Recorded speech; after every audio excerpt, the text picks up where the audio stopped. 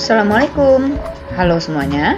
Perkenalkan, nama saya Irma Amelia. Saya adalah salah satu guru IPA di SMP Negeri 2 Temilahan Hulu.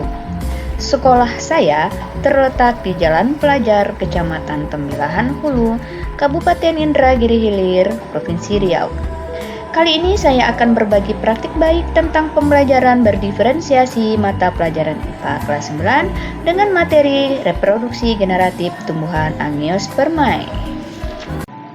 Apa itu pembelajaran berdiferensiasi? Pembelajaran berdiferensiasi adalah usaha guru dalam menyesuaikan proses pembelajaran di kelas untuk memenuhi kebutuhan belajar individu murid, di mana guru menggunakan berbagai metode pengajaran untuk memenuhi kebutuhan individual setiap murid sesuai kebutuhan mereka.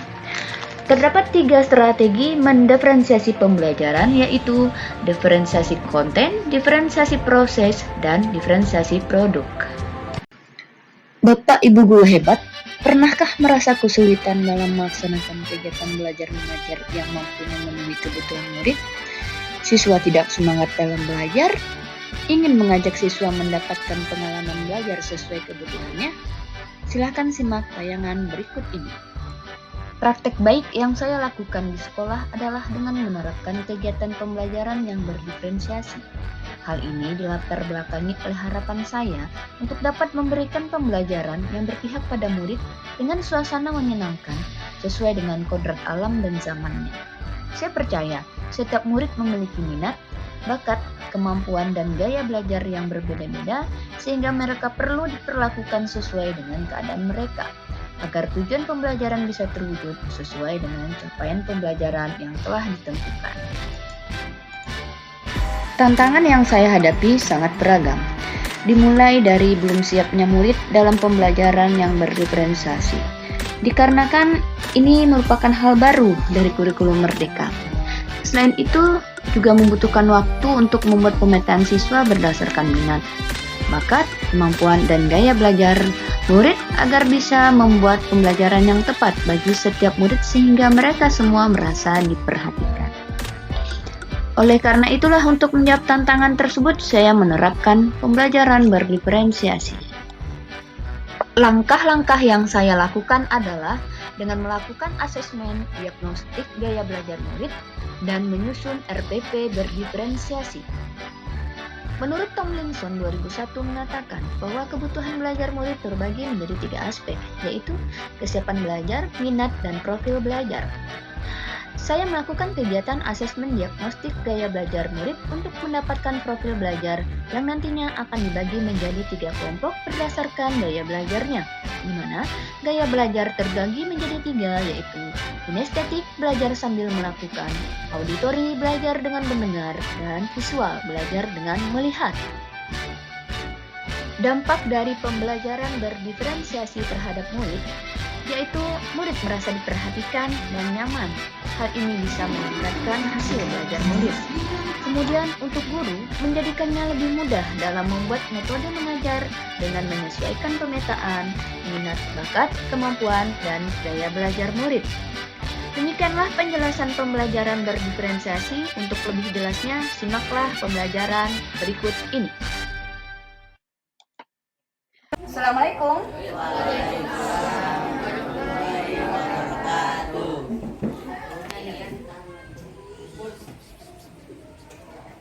Ketua kelas, siapkan kelasnya.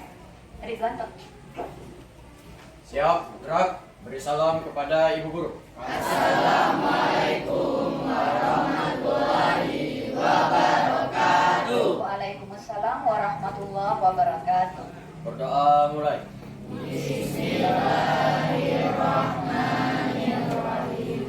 Rabbi shrah li sadri wa yassir li amri wahlul 'uqdatam min lisani yafqahu qawli. Rabbi zidni ilman warzuqni fahman. Sebelum mulai pembelajaran, ada baiknya kita melanjutkan sholawat harian terlebih dahulu. Yuk, mari sama-sama kita bersolawat. Bismillahirrahmanirrahim. Allahumma sholli sholatan kamilatan wa sallim salaman Muhammadin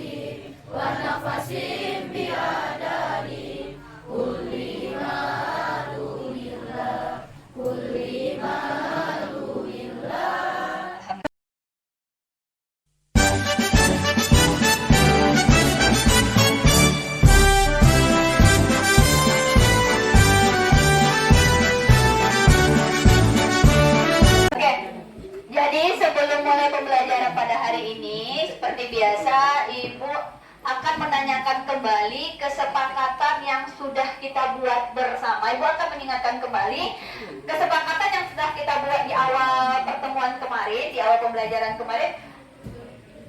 Masih harus ada yang ditambah atau sepakat seperti ini aja? Pertemuan sebelumnya kita sudah mempelajari tentang tumbuhan. Ada 3 kelompok besar tumbuhan, yaitu yang pertama ada yang namanya spermatopita. Apa itu spermatopita?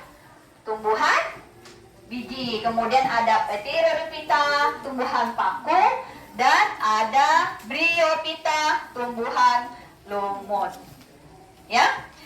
Kemudian tumbuhan spermatopita itu sendiri terbagi menjadi 2. Ada yang masih ingat? Ada yang disebut dengan gymnospermae atau tumbuhan biji terbuka, dan yang kedua benar, angiospermae atau tumbuhan biji tertutup itu sendiri. Adapun tujuan pembelajaran kita pada hari ini adalah peserta didik mampu mengidentifikasi bagian dari organ bunga dengan melalui pengamatan. Kemudian peserta didik mampu menjelaskan fungsi dari bagian organ bunga melalui diskusi dengan benar. Dan peserta didik dapat menyajikan hasil diskusi tentang organ bunga melalui unjuk kerja dengan baik. Nah, ini adalah tujuan pembelajaran kita pada hari ini. Bagaimana, siap untuk belajar? Siap. Okay.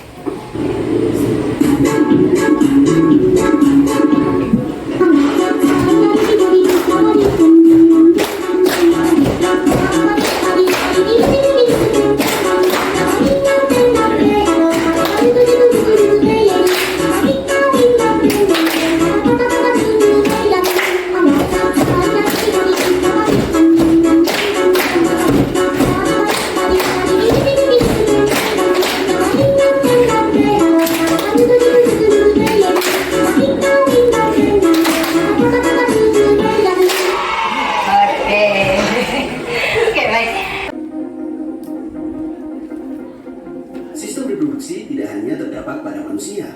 Hewan dan tumbuhan pun memiliki sistem reproduksi. Sistem reproduksi hewan dan tumbuhan bertujuan untuk melestarikan keturunan agar tidak punah, seperti halnya dengan manusia. Seperti yang ada pada video tadi, kalau reproduksi vegetatif itu adalah sama dengan reproduksi aseksual katanya tadi kan, tanpa melibatkan perkawinan atau sel kelamin jantan dan sel kelamin betina. Apa contohnya tadi? Ya. Menyambung, sotek, seperti itu tadi di video ya. Kemudian yang kedua pada video ditayangkan tadi ada yang namanya reproduksi generatif. Guru membagi kelompok berdasarkan pemetaan kebutuhan murid yang didapatkan dari hasil asesmen diagnostik gaya belajar murid, yaitu kelompok dengan gaya belajar kinestetik, visual, dan auditori. Untuk kelompok dengan gaya belajar kinestetik, mengamati bunga kembang sepatu untuk mengidentifikasi struktur bagian bunga. Untuk kelompok dengan gaya belajar visual, mengamati struktur bagian bunga melalui carta atau poster. Dan untuk kelompok dengan gaya belajar auditori, mendengarkan sebuah tayangan video mengenai struktur bagian bunga. Strategi belajar ini disebut dengan diferensiasi konten. Strategi diferensiasi proses, kelompok kinestetik mengidentifikasi struktur bagian bunga dengan cara menggambar. Kelompok visual mengidentifikasi struktur bagian bunga dengan cara mengamati gambar lewat carta. Dan untuk kelompok auditori mengidentifikasi struktur bagian bunga dengan cara mendengarkan video pembelajaran. Dan untuk strategi diferensiasi produk, kelompok kinestetik mempresentasikan hasil diskusinya melalui sebuah gambar. Kelompok visual mempresentasikan hasil diskusinya dengan menggunakan tabel. Dan kelompok auditori mempresentasikan hasil diskusi berupa isian singkat. Guru bersama murid membuat kesimpulan dengan membandingkan hasil presentasi masing-masing kelompok. Guru melakukan evaluasi tentang pembelajaran yang telah berlangsung melalui game interaktif. Murid melakukan refleksi terhadap kegiatan yang sudah dilakukan, dan guru menyampaikan informasi tentang topik pembelajaran untuk pertemuan yang akan datang. Akhiri dengan doa dan salam. Pimpin ketua kelas. Siap, gerak. Beri salam kepada Ibu Guru.